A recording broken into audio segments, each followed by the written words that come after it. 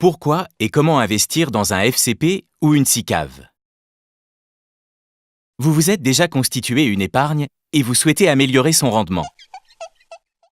Vous pouvez investir dans un fonds aussi appelé « organisme de placement collectif », qui peut être un FCP ou une SICAV. Mais qu'est-ce qu'un fonds? C'est un investissement en commun d'une multitude d'épargnants. Les sommes collectées sont placées dans différentes valeurs mobilières, comme des actions, des obligations ou des bons du trésor. Ce qui permet à chacun de diversifier ses placements et donc de diminuer les risques tout en partageant les frais. Chaque épargnant possède des parts du fonds proportionnellement au montant de son investissement. Le fonds ne nécessite pas d'être suivi chaque jour, car un gestionnaire est chargé de l'animer quotidiennement en suivant la stratégie définie pour le fonds.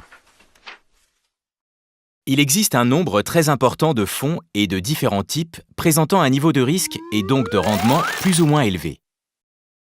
Ils répondent à des stratégies et des horizons d'investissement différents, tournés par exemple vers certaines zones géographiques, vers des secteurs économiques ou vers des investissements socialement responsables.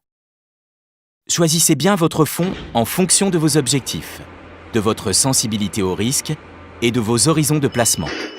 En investissant sur du long terme, vous pourrez prendre plus de risques. Plus vous diversifiez, moins le risque est grand, même s'il reste toujours présent. Car la valeur des fonds varie tous les jours, leurs performances ne sont jamais garanties et il existe un risque de perte en capital.